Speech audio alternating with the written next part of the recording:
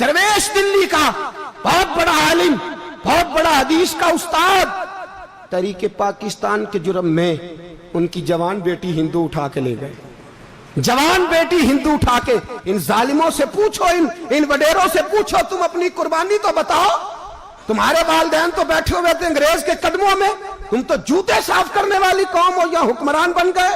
मौलाना अमीरुद्दीन की जवान बेटी ले गए।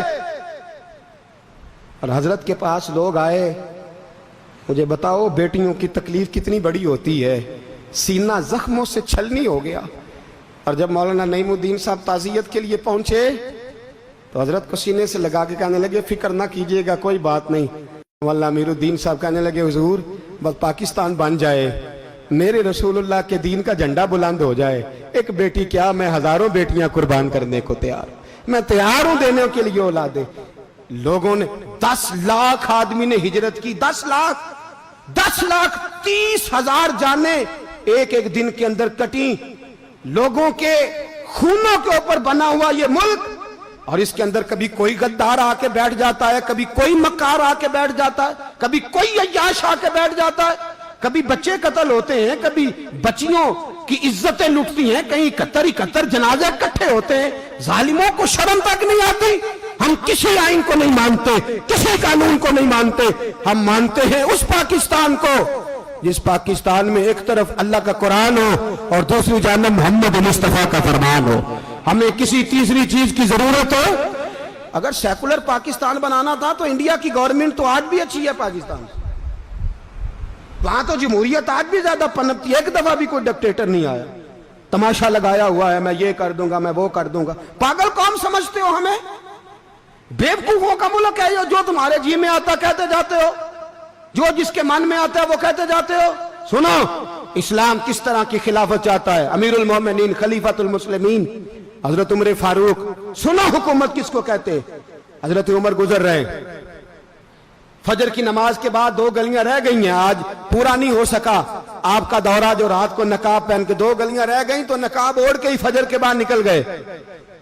एक छप्पर है छोटा सा, एक कुटिया है, झोंपड़ी, बूढ़ी अम्मा बैठी है।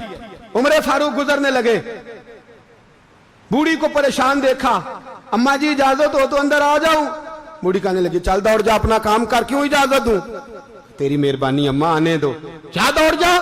तेरी मेहरबानी अम्मा, गुजारिश है, चलो आ जाओ। हज़रत उमर फारूक फरमाया करते थे, मैंने उस औरत से आइन सीखा है, आइन, मैंने उससे कानून सीखा है, उस बूढ़ी औरत से। अंदर आ गए उमर फारूक। अम्मा क्या परेशानी है, क्या बात? अम्मा कहने लगी, खामद इंतकाल कर गया, औलाद अल्लाह ने दी कोई नहीं, मैं गरीब हूं, 3 दिन से रोटी नहीं खाई, 25 दिनार का कर्जा चढ़ गया है, मुझे उमर फारूक से बड़ी शिकायत है। उसने मेरा हाल ही नहीं पूछा। हजरत उमर कहते थे, मुझे उसने दस्तूर और आइन सिखाया। कहने लगे, शिकवा है, उमर आया ही नहीं। हजरत उमर कहने लगे, अम्मा, उमर को क्या पता कि तू इस हाल में है। अम्मा दस्तूर बयान करती है, अम्मा जमहूरियत का ऐलान करती है, कहती है नहीं पता उमर को, तो उमर से कहो छोड़ दे हुकूमत, उसके हवाले करे जो खबर रख सकता है, ना इधर उधर की तू बात कर। ये बता के काफिला क्यों लुटा, मुझे रहजनों से गरज नहीं, तेरी रहबरी का सवाल है। उमर से कहो छोड़े हुकूमत, उसको दे जो पता रख सकता है।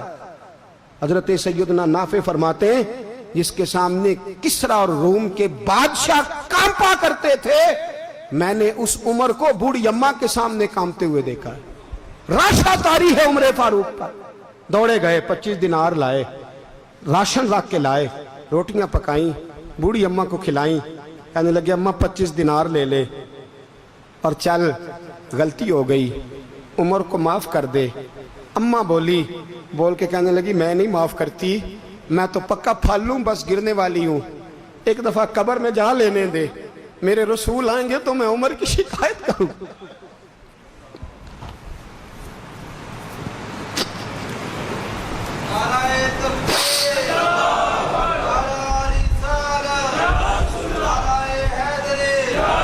फरमाया, मैं शिकायत करूंगी महबूब पाक से और अर्ज करूंगी, हुजूर इससे पूछ, इसको निगरान बनाया गया, इसने मुझ बेवा और लवारस की खबर ही नहीं ली। ये है आईन इस्लाम, یہ ہے دستور مصطفیٰ کریم صلی اللہ علیہ وسلم۔ یہاں کتنے غریب بھوکے سوتے ہیں، کتنوں کے بچے روز اغوا ہوتے ہیں، کتنی مصیبتیں۔ گورنمنٹ کہتی ہے کچھ بھی نہیں کچھ بھی نہیں کچھ بھی نہیں، افواہ ہی ہے افواہ ہی ہے۔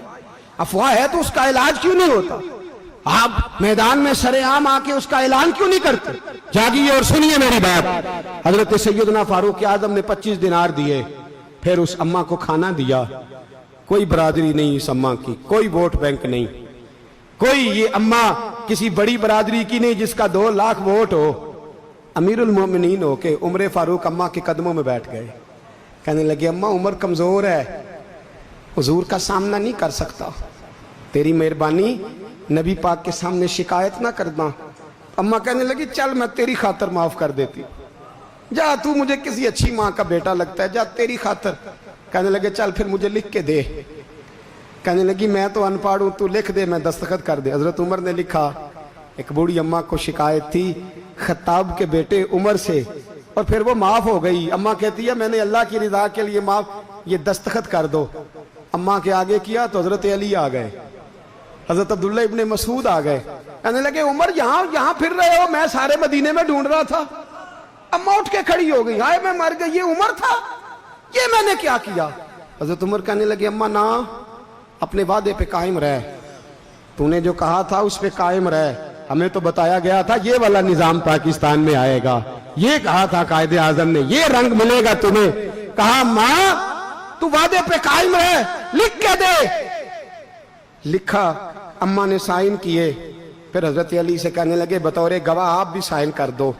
پھر عبداللہ ابن مسعود سے کہنے لگے آپ بھی سائن کر دو۔ سائن ہو گئے تو جناب عمر نے رکا لپیٹا، حضرت علی کو کہنے لگے علی تو میرا دوست ہے، میری صبحوں اور شاموں سے واقف ہے، علی تو میرا رازدار ہے یار، مجھے یقین ہے کہ میں تجھ سے پہلے مر جاؤں گا، جب عمر کا انتقال ہو جائے تو یہ رکا میرے کفن میں رکھ دینا، یہ رکھنا میرے کفن میں۔ علی کہنے لگے پھر کیا ہوگا؟ پر میں جب نبی پاک میری قبر میں آ کے پوچھیں گے نا بتا تو حکمران تھا کیا کر کے آیا ہے، تو فرمایا میں رکا نکال کے عرض کروں گا سونے ایک اماں ناراض تھی میں اسے بھی راضی کر کے آیا ہوں، حضور میں راضی کر کے آؤں، یہ یا رسول اللہ میں لکھا